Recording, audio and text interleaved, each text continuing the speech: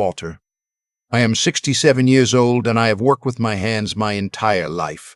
For 31 years, I pushed a mop and ran a floor buffer through the hallways of East Side Elementary School in Columbus, Ohio. I unlocked the doors at 5 in the morning before any teachers set foot inside, and I locked them back up at 7 at night after the last child had gone home. I knew every crack in every wall, every loose hinge on every locker, every light fixture that buzzed a little too loud in the winter. I kept that building clean and warm and safe, and I was proud of that. My wife, Loretta, passed when our son Marcus was 14. Pancreatic cancer. 61 days from diagnosis to the funeral.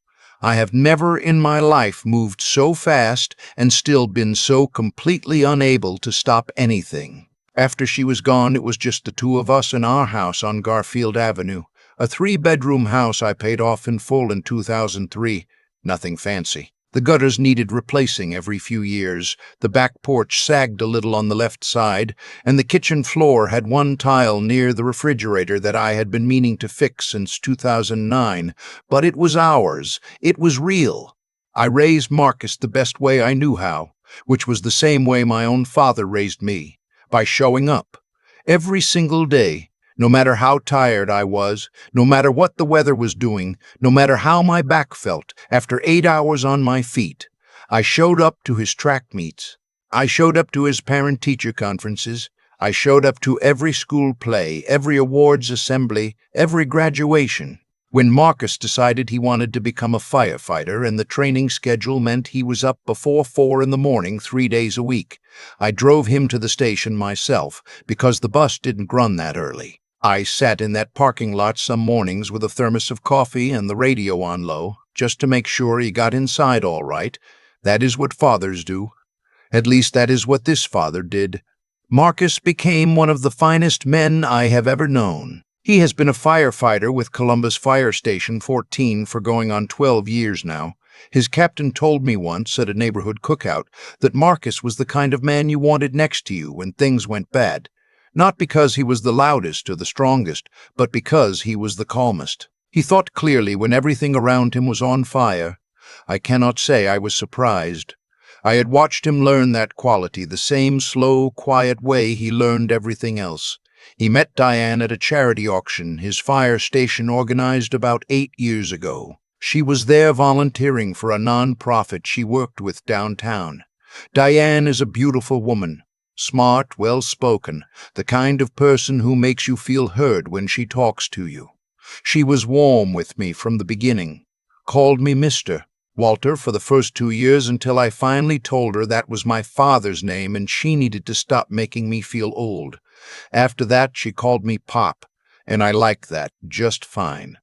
Diane's family was a different situation. Her parents, Richard and Margaret Henderson, lived in a suburb called Dublin, about 20 minutes northwest of Columbus.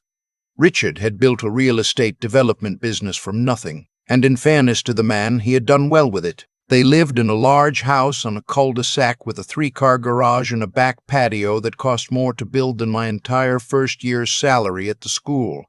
They belonged to a country club. They had a vacation house in Hilton Head. They sent Christmas cards with professional family photos taken at an apple orchard somewhere in October, and every person in every photo was wearing a matching cream-colored sweater. I am not saying those things to judge the man. Richard Henderson worked hard and built something, and that deserves respect. What I am saying is that from the moment Marcus brought me to meet them, something in Margaret's eyes told me that she had already made a decision about me before I even sat down. I came from different soil than her family, and she knew it the moment she looked at my hands. I noticed it at Thanksgiving the first year when she seated me at the far end of the table, closest to the kitchen, and spent most of the meal turned the opposite direction talking to her sister about a property listing in Scottsdale. I noticed it at Marcus and Diane's wedding rehearsal dinner when she introduced me to her friends as Marcus's father. He works at a school, in the way someone might mention a small appliance that technically functions but isn't something you show off. I noticed it at Christmas the following year when she pulled Marcus aside in the hallway while I was in the living room, and I caught only the last few words through the wall. something about the sweater I was wearing. I never said anything to Marcus about any of it. That was not my way. I was not going to put my son in the middle of something to satisfy my own feelings. He had built a good life, a real marriage, and I was not going to be the rock in the road. I smiled at every dinner. I complimented Margaret's cooking even when it was too salty. I shook Richard's hand firm and looked him in the eye and called him Richard, not sir, because I had not done anything in my life that required me to be lesser than any man in any room. But I knew what was happening. 67 years of living teaches you how to read a room. The situation I am going to tell you about happened last spring. Marcus and Diane's 10th wedding anniversary. 10 years of marriage, which in this day and age is worth celebrating properly, and Marcus wanted to do exactly that. He had been planning something for months. I knew because he called me every couple of weeks with small updates, the way he does when something matters to him. Margaret got involved in the planning, as Margaret always did.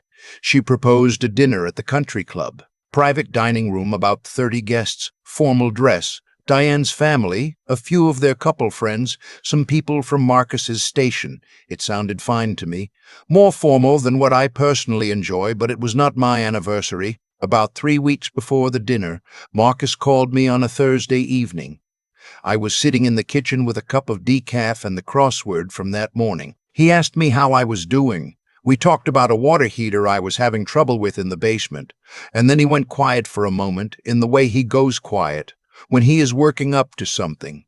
He told me that he had spoken with Margaret earlier that day, that Margaret had called him, not Diane, not both of them together, but Marcus specifically, and told him that she thought it would be best if I did not attend the anniversary dinner at the club. I sat very still with my coffee cup. Marcus kept talking. He told me what she had said, and I am going to repeat it exactly the way he told it to me, because I want you to understand what kind of woman Margaret Henderson is when she thinks the door is closed. She told my son that his father would embarrass the family, that I did not know how to conduct myself in a fine dining environment, that her friends from the club would be there, people of standing, and she did not want the evening derailed by someone who, and I am quoting here, looks like he just came off a shift at the city garage. She told Marcus that I could come to a separate, casual gathering they would host at the house the following weekend, something more suited to my comfort level, as if 67 years had not given me enough experience to hold a fork properly at a dinner table. She had been very calm about it, Marcus said, matter of fact, like she was reorganizing a seating chart, not telling a man his father was not welcome at his own son's anniversary dinner. I sat in my kitchen and I looked at the crossword and I listened to my son's voice on the phone. Marcus asked me what I thought. I told him the truth. I told him I was not going to be the reason for a problem in his marriage. I told him that if Margaret felt that way, I understood, and he should not make a war out of it on my behalf. He went quiet again. Then he said, very evenly, "Pop, I just wanted to make sure you knew. I've already handled it." I asked him what he meant by handled. He said, "Just be ready on Saturday the 8th. Wear whatever you want to wear. I'll pick you up at 6. That was the whole conversation. He did not elaborate. He did not sound angry. He sounded the way he sounds when he has already thought a problem through from every angle and made up his mind. I have heard that voice from him since he was about 16 years old, and I have learned not to argue with it. The night of the 8th, Marcus pulled up to my house in Garfield Avenue at 5 minutes to 6 in his truck. He was wearing dark slacks and a blue shirt, no tie. I had put on my good khakis and the gray cardigan Loretta had given me the Christmas before she got sick, the one I only wore on occasions that mattered. He looked at me when I came down the porch steps, and he smiled like he used to smile when he was small, and I'd told him something he already knew. We drove for about 15 minutes. I expected we were heading toward Dublin. We were not. We pulled into the parking lot of a place called Rooney's Diner on Livingston Avenue. Rooney's had been on that corner for about 40 years. Red awning, neon sign in the window, pie rotating on a stand near the register. I had eaten there more times than I could count during my years at the school. Half the teachers from East Side came in for breakfast on Fridays. The owner, a man named Earl Rooney Jr., had been in Marcus's class in fourth grade. The parking lot was full, unusually full for a Saturday evening. I asked Marcus what was going on. He said, "Come on, Pop." We walked in through the front door, and the first thing I heard was noise, not restaurant noise. Voices, laughter, something playing on a speaker in the back. The main dining room at Rooney's could seat maybe 70 people. That night it was holding closer to 90. Earl had pushed the tables together into long rows and strung a banner across the back wall. The banner said, "Happy anniversary, Marcus and Diane, and thank you, Emmer. Walter." I stopped walking. I looked at my son. He put his hand on my shoulder and pointed across the room. And when I looked, I started recognizing faces. Diane's co-workers from the nonprofit, 3 guys from Marcus's fire station, still in their off-duty jackets. Mrs. Patterson, the third-grade teacher from East Side who had worked alongside me for 19 years before she retired. The family from across the alley on Garfield Avenue who used to leave tomatoes from their garden on my porch every August. Earl Rooney himself, standing by the counter with his apron on and his arms open. And at the center table, Diane in a deep green dress, her eyes already bright. She stood up when she saw me, and she crossed the room and she hugged me the way people hug you when they mean it with their whole body. She said, low enough for only me to hear, "He wanted you here. That was always the plan." I could not speak for a moment. I am not ashamed to tell you that. Marcus came and stood beside us, and Earl started tapping a fork against a water glass, and the room settled into a kind of expectant quiet. Marcus did not use a microphone. He just stood there in the middle of the room, and he spoke in the same even voice he always used, the voice that carries without being raised. He thanked everyone for coming. He said that when he and Diane started planning their 10th anniversary, he had wanted to think carefully about what 10 years actually meant, what made a marriage last, what values held it up from underneath, the way a foundation holds a house. He said he had learned most of what he knew about commitment and dignity and showing up from one person. He looked at me. He said, "My father worked 31 years in a building full of other people's children, making sure those kids had clean floors to walk on, and warm rooms to sit in, and doors that opened and closed the way they were supposed to. He did that without fanfare. He did it without expecting anyone to notice. He showed up every morning before the sun came up, and he went home after dark, and then he came home and showed up for me too. He never once made me feel like I was competing with his exhaustion." The room was completely still. "I have been a firefighter for 12 years, Marcus said, "and the thing they teach you on day 1 is that the job is not about the dramatic moments. It's about what you do every day before the dramatic moment comes. The maintenance, the preparation, the quiet, unglamorous work that most people never see." He paused. "That's what my father has been doing since before I was born. And tonight I wanted the people who know him, the people who have actually seen how this man lives, to be in the same room together so we could just say it out loud." Mrs. Patterson started clapping first, then the whole room. I sat down because my legs were doing something I did not have much control over. Earl brought out food, the real Rooney's kind, none of it fancy, all of it honest. Fried chicken and sweet potato sides and cornbread, and 4 different pies on a wheeled cart that Earl's daughter pushed through the room like it was a ceremony.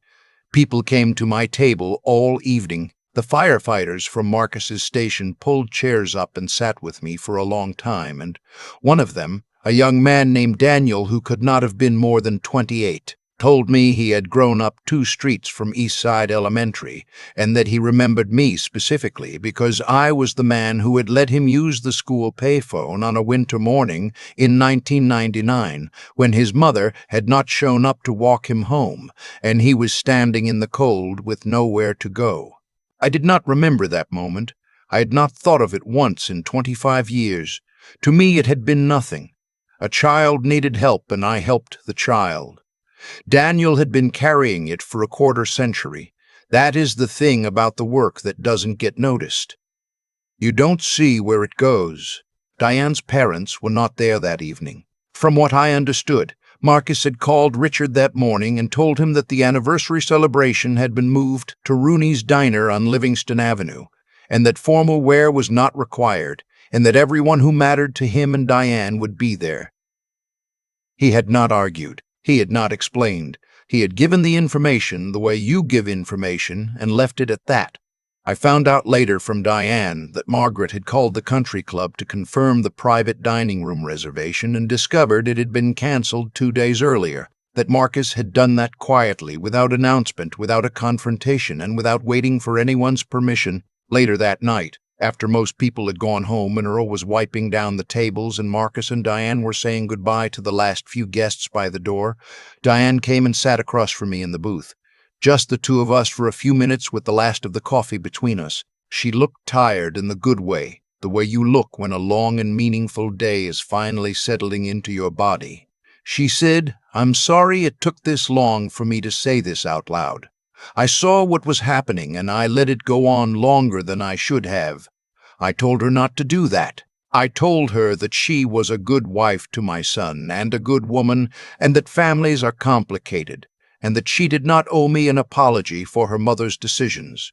She said, 'I owe you more than an apology. I owe you a seat at every table that matters.'" She looked at her hands for a moment. "My mother called me this afternoon after Marcus spoke to my dad. She was upset. She said Marcus had embarrassed the family." Diane shook her head slowly. "I told her that no one in that family had done anything worth being embarrassed about tonight, and that the only embarrassing thing that had happened recently was telling a 67-year-old man that he didn't belong at his own son's dinner." She said Margaret had gone quiet on the phone after that. A long silence. And then she had said very stiffly that she supposed she would need to think about some things.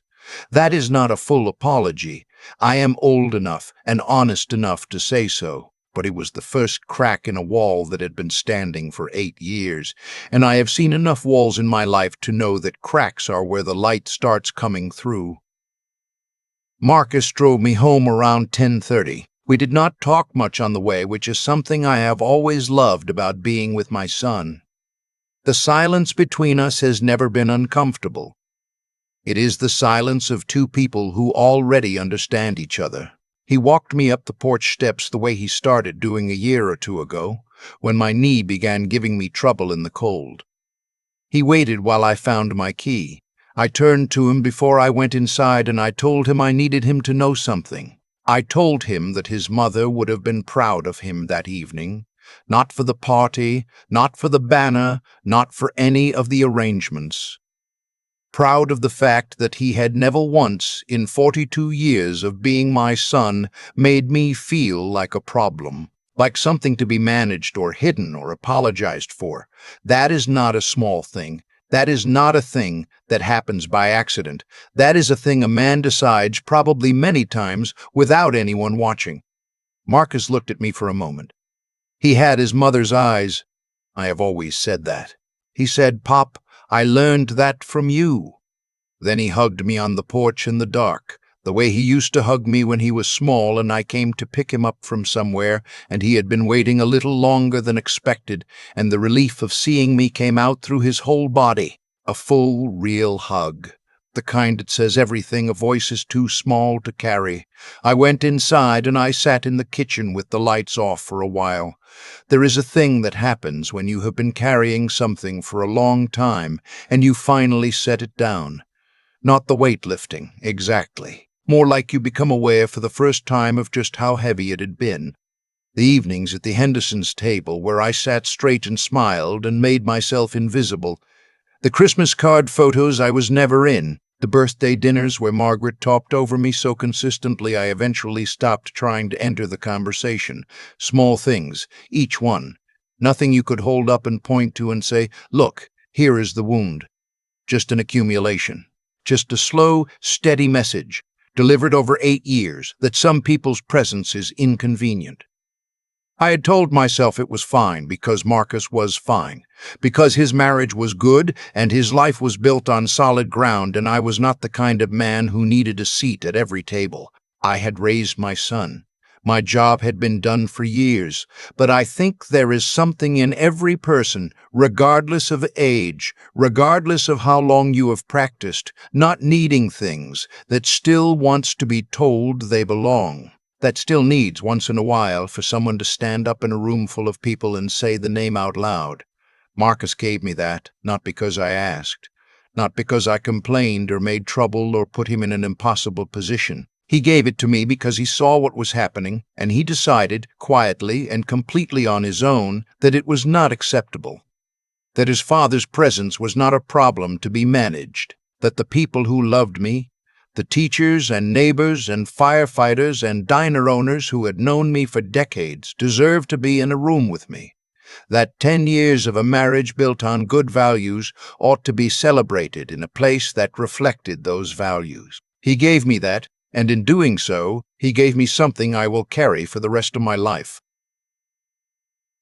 I think about the young man at Rooney's, Daniel, who remembered a winter morning in 1999 when I let him use a phone. I think about the fact that I had no memory of it, that it had registered to me as nothing more than the right thing to do in a moment, a reflex, the way you hold a door for someone carrying groceries, small, unremarkable, and yet he had been carrying it for 25 years. That is the thing no one tells you about living a quiet, decent life. You do not always see where the work goes. You do not always know which door you held open was the one that mattered to someone. You do not always know which morning you showed up. For your son was the morning he was watching most closely, storing it away, building the blueprint for the man he was going to become. You just keep showing up. You keep doing the unglamorous work. You keep treating people the way you would want to be treated if the situation were reversed, because that is the only compass that has ever made sense to me. And sometimes, not always, not as often as it should, but sometimes a Tuesday night in a diner on Livingston Avenue comes along and reminds you that it meant something, that the life you built in the background without fanfare, without a matching sweater or a seat at the country club, was a real life, a full life, a life that left something behind in the people around you. My name is Walter. I am 67 years old. I spent 31 years making sure other people's children had clean floors to walk on. I raised one son by myself in a house on Garfield Avenue with a sagging back porch and a kitchen tile I still haven't fixed. And last spring, my son looked at a room full of people who knew me and loved me, and he said my name like it was something worth saying. That is enough. That is enough. That is more than enough. That is everything. The way you treat the people who loved you before the world knew your name. That is the truest thing about you. Not your address, not your invitation list, not the table you sit at or the club you belong to. The truest thing about you is who you protect when no one is watching and whose name you say out loud when it costs you something. Marcus, son, thank you. Your mother is proud. I know it like I know my own hands.